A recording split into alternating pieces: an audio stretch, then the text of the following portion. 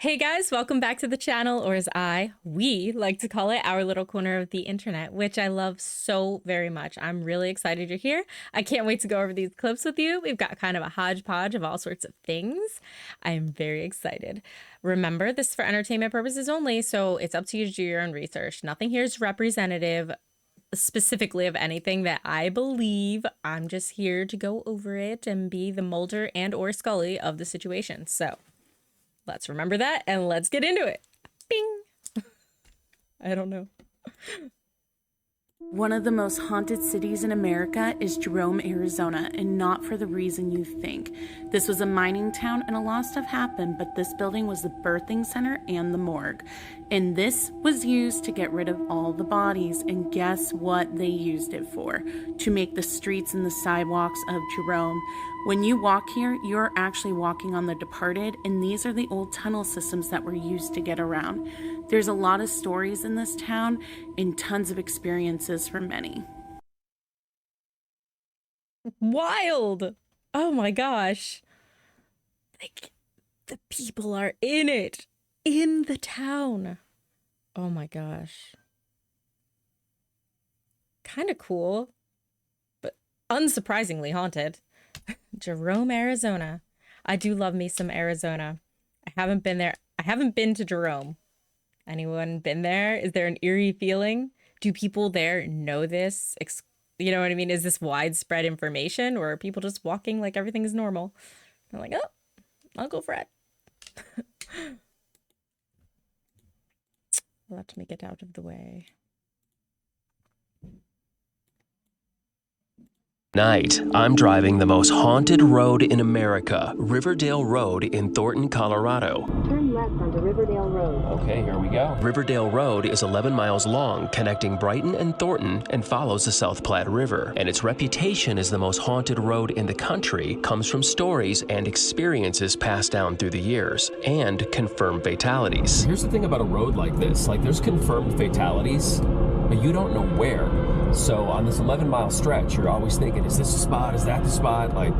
You don't know where somebody died. There's the ghost jogger who taps on the side of passing cars, the phantom Camaro with one headlight. Oh yeah, this road is good and creepy. The hitchhiker in white who disappears into the night, and the very gates of hell. Joggers Hill is where drivers have reported having to pull to the side of the road when their car begins to fail. Then the sound of rushing footsteps and a handprint on the windshield. And the stories say, in the late 1970s, a speeding Camaro was racing, lost control, and crashed into a tree. It was found with one flickering headlight from the totaled car. The driver killed on impact. Legend says he's still here, maybe looking for another race. Oh no. Whew, that was a close one. Joggers Hill is supposed to be right around here. And some drivers report a woman in white who walks Riverdale Road at night. They pull over to let her in, and when the passenger door opens, she disappears. If I saw anybody out here walking around, I'd be freaking out. Why would you? One of the most popular ghost stories of Riverdale Road is the story of the David Wolpert house, a mansion owner who legend says burned his house down with the family inside. The gates out front are referred to as the gates of hell. This one might not be fact, but many people have had experiences that they can't explain. Riverdale Road is a great place for a scare, but do be careful. Ghosts and spirits or not, this road is dark and it's dangerous. Let me know in the comments if you've ever had an experience on Riverdale Road. Happy Halloween season, and I'll see you on the next Colorado adventure. Whoa. Guys, be careful if you're ever out there on Riverdale Road. Some greasy ghost is gonna stick their handprint on your windshield. Not to mock the ghost in any way. I absolutely believe this is true. Where I grew up, we had a story kind of like this. Scary. I'm just thinking about that.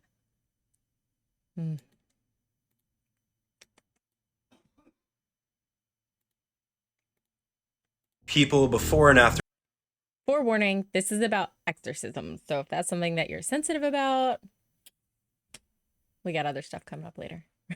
Exorcisms Part 2. Again, as a recap, if you don't know what an exorcism is, it's the belief that there's demons or the devil possessing your body. Priests and reverends will then try to remove that demon from possessing your body through the use of force or other tactics. And many of the tactics used are very brutal. Behind me is a photo of 31-year-old Michael Taylor. Michael Taylor was a good-looking lad from the town of Ossett, New Yorkshire, England. In the mid-1970s, Michael and his wife both started attending a church known as the Gobber Christian Fellowship Group. Long story short, Michael started falling in love with a woman from this church, but when he tried to riz her up, she rejected him. This caused Michael to strike her and start screaming erratically. And over the course of the next few weeks, Michael spiraled downhill, so people started to believe that he was possessed by a demon. 2 reverends from this church, pictured above, tried to exorcise these demons, but failed. After this failed exorcism, Michael ended up going home and taking the life of his wife, Christina Taylor. After this grisly crime, police found Michael running around the streets without any clothes on, with a red liquid on him, if you catch my drift. There's a lot of details that I can't share here because they're too disturbing, but if you want to look it up and read about it on your own, I would look up the Barnsley exorcism case. Follow for part 3. I have looked more into this. Here's more. The Exorcism of Michael Taylor. In 1974, West Yorkshire, England, butcher Michael Taylor brutally murdered his wife, Christine Taylor, at their home. Michael was acquitted due to insanity and was sent to Broadmoor Hospital for 2 years, then moved to a secure ward in Bradford until his release. In the same year, Christine had confided in a Christian fellowship group they belonged to that Michael's relationship with group leader Marie Robinson was sexually driven. Michael confessed that he felt evil within him and verbally attacked Marie. Michael was forgiven at the next meeting. However, his behavior continued to spiral out of control. Due to this, the local vicar and other ministers gathered to expel the demons believed to be within Michael. The exorcism took place between the 5th and 6th of October at Yearett Street Thomas's Church in Barnsley, led by Father Peter Vincent and Rev. Raymond Smith. The exorcists claimed that they had expelled at least 40 demons, including incest, bestiality, blasphemy, and lewdness. However, due to exhaustion, they allowed Michael to go home, even though they felt that 3 demons, insanity, murder, and violence, were still left in him. Michael attacked Christine, tearing her eyes and tongue out, almost ripping her face off, then killed their dog. He was found naked in the street, covered in blood by police. Why? Why so brutal? Why the dog? Why? Come on. Hey guys, just a quick reminder that I make these videos every single day of the week. So if you're enjoying the content as much as I love creating it and interacting with you guys, go on ahead and hit that subscribe button so you can join this amazing community, our little corner of the internet that we are building here. So that's all. I want to get right back to it, but thank you to everybody who's here, who's choosing to spend their time with me. I love it. Let's go. I had a few people that mentioned Big Mary and wanting to know more about that. So I found, it says it's like part 17. There is no way there are 17 parts to this. But it kind of like, it picks up where we left off. So don't worry about it. So back in the day, black folk couldn't afford to be buried in a nice cemetery. So Mary, she was an orphan. She grew up in her family. You know, back in the day, if you had disfigurements and stuff, your family would disown you. So her family left her at the church house. So she came up in the church and everything. And then she started helping around the graveyard. Now, she's turned out to be really, really good at it. You know, she didn't really talk much and stuff like that, but she turned out to be really, really good. So she started keeping it place. Now, she was so strong. Like here you can see she was able to move a whole casket by herself. You know, she didn't need no help. She didn't need all that. She was able to pick that mug up, move it, make it do what it do. Dig the grave, cover the grave up, all that. So she did such a good job. The people of the town just shoot her a little money and people bring her food and stuff, you know, just show their appreciation for keeping their family members looking, you know, looking all right.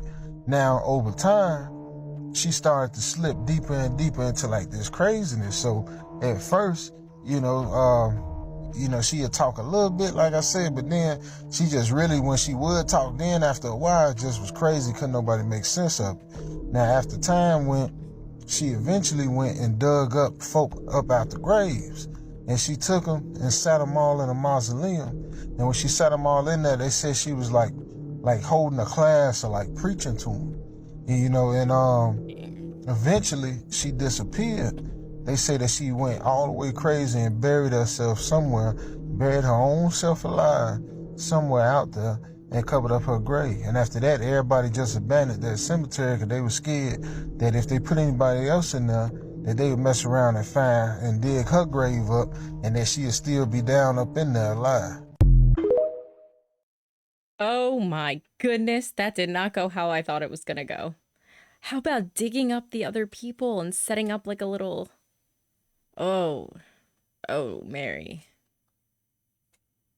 I don't think you should have done that. Burying herself, my gosh. This hurts. Poor Mary. Although I didn't say it entirely out loud, I was stopped, but I did remember the Miss Mary Mack thing almost entirely. And it got me thinking, I don't feel like it has anything to do with her situation. Maybe I didn't learn the proper one? I don't know. I'm going to look more into this. I'm still intrigued. There we go. You may be hearing purple in the wrapping paper. Sorry. Deep in the heart of Boyle Heights lies a place where time stands still, a cemetery that's seen more than a century of history, and perhaps more than its fair share of the unexplained. This video was made for entertainment purposes only. Welcome to Evergreen Cemetery, one of Los Angeles' oldest resting places. But when the sun sets and shadows stretch long across the graves, this historic site takes on a different, darker identity. Locals speak of a restless energy here, an undercurrent of something watching. Legend has it that these gates are more than mere iron and rust. Some say they hum at night, vibrating with an ethereal energy. And on certain nights, they emit a low, mournful wail, as if the spirits trapped within are crying to be freed. In the farthest corner of the cemetery stands a forgotten mausoleum. The family it belonged to vanished over a century ago, leaving behind whispers of a curse, or a pact with forces far beyond human understanding. On quiet nights, witnesses report seeing a faint blue light flickering from its windows, only to vanish when approached. But Evergreen secrets don't end there. Many have reported the ghostly giggles of children playing among the graves. These playful apparitions are believed to be the spirits of children from a nearby orphanage, one tragically destroyed in a fire decades ago. One security guard claimed to see a group of children laughing and playing by the gates late at night, but as he approached, they disappeared, leaving behind only the faint scent of smoke and an eerie chill. And then there's the weeping woman. Every night at midnight she appears, kneeling before a single headstone. Those brave, or foolish, enough to approach her describe the same terrifying moment. She lifts her veil, revealing hollow eyes and a skeletal grin. Some say the spirits here are trapped, desperate to share their stories. Others believe the land itself is cursed, a vortex for the supernatural. But one thing is certain. Once you step onto the grounds of Evergreen Cemetery, you'll feel it too. The eyes watching, the whispers calling, the air heavy with the weight of the forgotten. Evergreen Cemetery isn't just a resting place, it's a doorway. And some doors are better left closed. Have you ever visited Evergreen Cemetery in Boyle Heights? If the answer is yes, share your experiences. Till next video, stay curious, friends. I am now curious. Let's see. I want to look this up really quick. Evergreen Cemetery, Los Angeles. I really want to know how old this cemetery is because it seems... Oh, yeah. August of 1877. Wow, there are over 300,000 interments. Let's go ahead and call them residents, okay? That's nuts. That is nuts. And being that old, yeah, I could see. I had a feeling that it had to just be really old. There are just too many hauntings, and not every one of these things can possibly be untrue. What about the Grand Canyon, shall we? Did you ever hear about the Grand Canyon theory? No. So the Grand Canyon, Okay. one of the world's wonders. There's a theory that the Grand Canyon holds something that none of us knew was there. So back in the 1850s, right? Yeah. The Grand Canyon was used to mine gold. When people started mining it, the gold index crashed because they found so much gold there. Okay. Now what happened was the government and the military, they closed it off and they made it a sanctuary so that nobody can just go there and then take whatever they want. There was this one guy, his name was Seth Tanner, and he was an explorer. He explored this one cave and he claims what he saw was ancient Egyptian hieroglyphics in one of the caves. Oh, what did it say? The Grand Canyon, it actually holds the lost city of El Dorado. What? Like, The you know, whole the city? lost gold city of El Dorado. Yeah, the whole city. The fam. whole city. So if you think about it, it's never found. That ancient tale that all of the natives talk about, the lost city, and the reason the government and the world is trying to keep it a secret is because it would crash the gold price. Oh, yeah, it would. Oh my gosh. And how sad too if that's really somewhat intact down there, that people don't care about that. They're just gonna start getting their gold. It's messed up. And I did look this up just out of curiosity. Perhaps it's well known. I didn't know because I've never really looked into the Grand Canyon much at all. But there has been gold found there. There are gold deposits, and so that is accurate. Do you think El Dorado lives under there? Lives. It exists. Let's build on this a little. Guys, what is going on with this? So we have an Egyptian pharaoh and pyramid, and then we have the Grand Canyon. And I want you to see what I'm seeing. Take a look so you can understand the internet's newest conspiracy theory. So I'm going to try to explain to you why people think this is legit. And it all starts from an article back in 1909 where an archaeologist found a hidden city and a ton of Egyptian artifacts here in the Grand Canyon. So some people thought that was a hoax, but then the hieroglyphics are actually pretty similar between the two, Native American and Egyptian. Like, some of the characters were exactly the same. And some people just don't believe that the Grand Canyon could just appear naturally, that man had to be involved to create something so majestic. There's apparently a whole group of people that believe the US government is hiding a whole lot of stuff in the Grand Canyon from us. Supposedly they're hiding evidence and artifacts and a whole ancient civilization, and that our government doesn't want to open any of these mummy shells because they don't want us to be a cursed region. I don't know. Do y'all think it's an Egyptian shrine? You tell me what you think, because my theory, I think someone in an MLM came up with this because it looks like another pyramid scheme.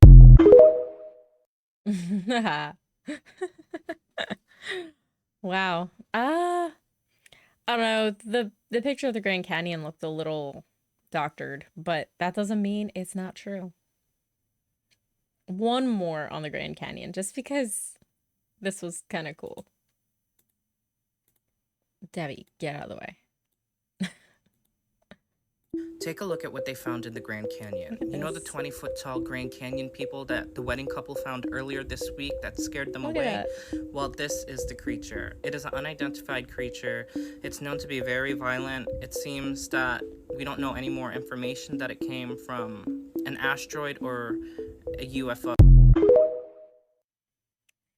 Regardless of what this situation is, some sort of rock formation, or if it's just some sort of giant creature laying in wait, it looks definitely like something. It definitely looks like a person. Oh, wait. Do I have another one on this? Oh, I'm so sorry. Anyone who's not interested in the Grand Canyon, one more. The Grand Canyon is not just an American sightseeing location. There are strange and dark secrets that lie within. Some have even encountered a gateway to a hidden world. In 1909, the Arizona Gazette published an article about an expedition funded by the Smithsonian. This expedition was led by a man named G.E. Kincaid, and he discovered an ancient underground city within the Grand Canyon. But here is where it gets interesting.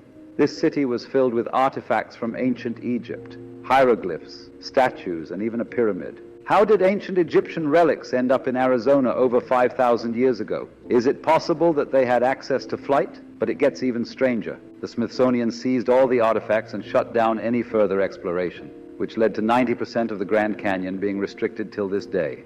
The canyon is home to numerous hidden caves and tunnels, many holding ancient treasures and technologies. Many adventurers used to report seeing strange lights and sounds coming from these depths. The Hopi tribe, a tribe native to the region, speak of sacred underground cities known as the Sipapu. These cities are believed to be gateways to the underworld, holding powerful energies that should never be disturbed. All this makes us wonder, what else is hiding in the Grand Canyon? Lots of things I'm willing to bet. Huh. How do you guys feel about the Grand Canyon? Similar to the Hoover Dam, or is this like way more to uncover here at the canyon? It is beautiful. Where was I? The Great Bend, that area. Oh my god, and Antelope Canyon. Oh my gosh, really incredible. It's otherworldly to be there. If you ever get the chance, I recommend it highly. There are birds. Oh, there's a cardinal out my window. Hey, buddy. He's just hanging out. He's like watching me. Hey. Sorry. I think that's special. Okay. Debbie again. Get out of the way. Let's learn. Oh. Sorry, I got distracted by my friend.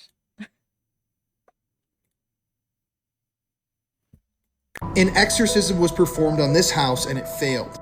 Welcome to the Hinsdale House, the scariest house in all of America. Now, the story of the Hinsdale House is a very, very interesting one. This place is located in Hinsdale, New York, upstate New York, near Buffalo, and there have been a number of tragedies and stories associated with this property. For example, a child on a nearby farm was killed by a buzzsaw early in the 1900s. Two brothers were arguing in the forest behind the home one day when one brother took a shotgun and shot his brother, killing him. There's a tree on the front of the property that was allegedly used to hang people, including a famous hanging of a pregnant woman. And some of the earliest people that lived in the house are suspected to be serial killers. Yes, the current owner, Dan, has found bodies buried in the back part of the property. They still haven't figured out who the bodies belong to. They only know that they're there because they've taken out ground penetrating radar and figured out that there were bodies. They're working on getting them checked out and everything. But none of this even includes the exorcism and the possession of the Dandy family. Now, in the 1970s, kind of like something out of The Conjuring, the Dandy family moved into the Hinsdale house. And they experienced all sorts of violent paranormal activity. There would be swarms of bugs that would appear. They couldn't get any sleep. People were getting scratched, pushed, screamed at. And this was such a terrifying haunting that they sought the help of a local priest, Father Alphonsus, pictured right here. Now, he came in and performed what's known as a structural exorcism on the property. With the whole family present, this is widely documented. They even had a film crew from a New York university come out and film this entire process. And after this structural exorcism was completed, the film crew members swore they would never return to the property because of what they had seen and what they had heard during that process. Now, sadly, this exorcism failed. Only a short while after the exorcism, one of the family members ended up hanging herself. And the surviving members of the family to this day will tell you that this was the scariest thing they've ever experienced, and they wouldn't wish this on their worst enemy. There are also indigenous burial mounds just located right past the property line. So this place is like a gigantic vortex of just negative, strange energy. People have even reported seeing puckwudgies, wendigos, and skinwalkers in the woods surrounding the house. Obviously, I'm a paranormal investigator. I had to check the place out. I actually spent the night there back in March of this year, and let me tell you, it was one of the scariest experiences we've ever had. It was a totally different type of haunting, a different type of energy that just got into your mind. It works into your mind. It gives you violent thoughts, angry thoughts. And when I was sitting upstairs in the home where allegedly an investigator at one point had his eyes roll back into his head and his eyes turned black, I felt like a hand ran up my thigh and squeezed me on my buttocks. And so obviously you'd think that that one time, the scary night, would be enough. But no, we recently returned last week to investigate. And this time when we went back, we brought an actor so we could recreate the exorcism that took place back in the 1970s. And let me tell you, that's the night when all hell broke loose. The full video is going to be on my YouTube channel on Monday, so be sure you don't miss it. What? Why did you go back there? Why did you bring an actor? That actor's not going to help you do anything, but they will be very dramatic. My goodness. At least bring someone who can actually help you. Something grabbed your bum. Friend, come on. It's okay if he liked it that much. He could just go back. You don't need to, like, pretend you're trying to do something else here. Imagine watching a serial killer documentary and realizing that your home was used as a torture chamber. That was reality for Katrina McGaw. Believed that Maury Travis tortured and killed around 12 to 20 women in the basement of his home. Some of these murders were recorded. Katrina knows that the dining room table she ate at every night was in the crime scene photos. Maury unalived himself in jail in 2002 and was never prosecuted.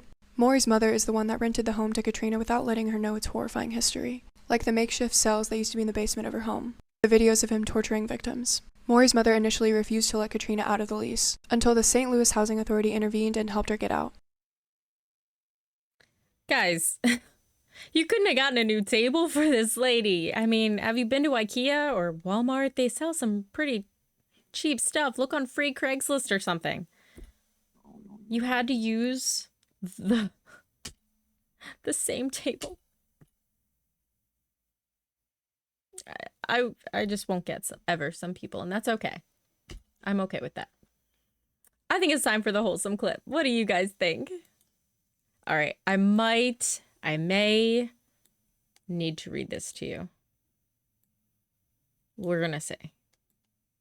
I just don't want it to get copyright flagged and then you not be able to hear it, any of it. So you may just have to listen to me.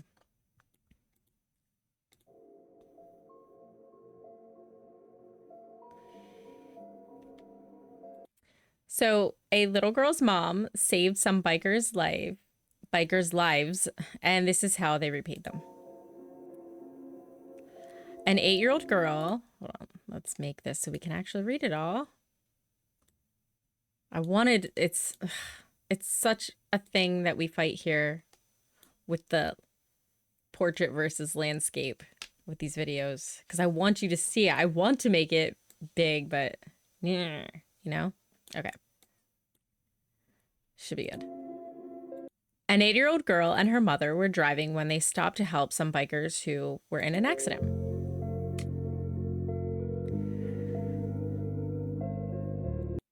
Her mother happened to be a nurse, and she was actually able to treat all of the victims, which is great.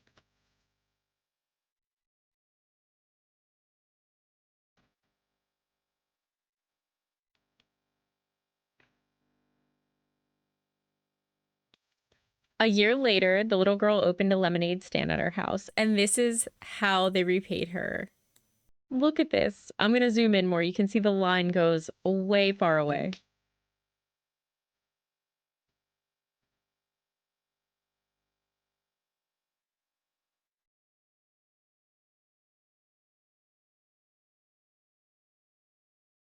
Look at that.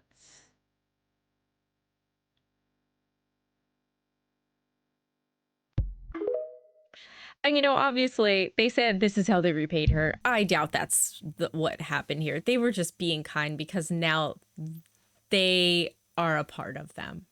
You know what I mean? They are a part of them in a way that they have a bond. You know?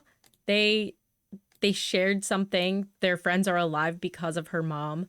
They're showing support, and they probably always will. And I'm not sure if any of you guys watch Bob's Burgers, but it reminds me of when Louise becomes friends with the biker gang, and they call upon them in future episodes to help out in really cool ways like this, actually. So that is the last clip. And I hope you guys had fun today. I know it was a bit of a hodgepodge, but I think we got into some really cool dark stuff. More things to look into, aren't there always? I hope you have the best day, guys. The rest of your day, your night, the holiday coming up for New Year's. If anybody's doing anything, you know, I'll be here. Yeah, I just want you to know I appreciate you. So have a beautiful night. My beautiful grandmom, my amazing family. I love you guys so much. I love you guys so much. Yeah, that's really it. Just signing off, my friends. See you tomorrow.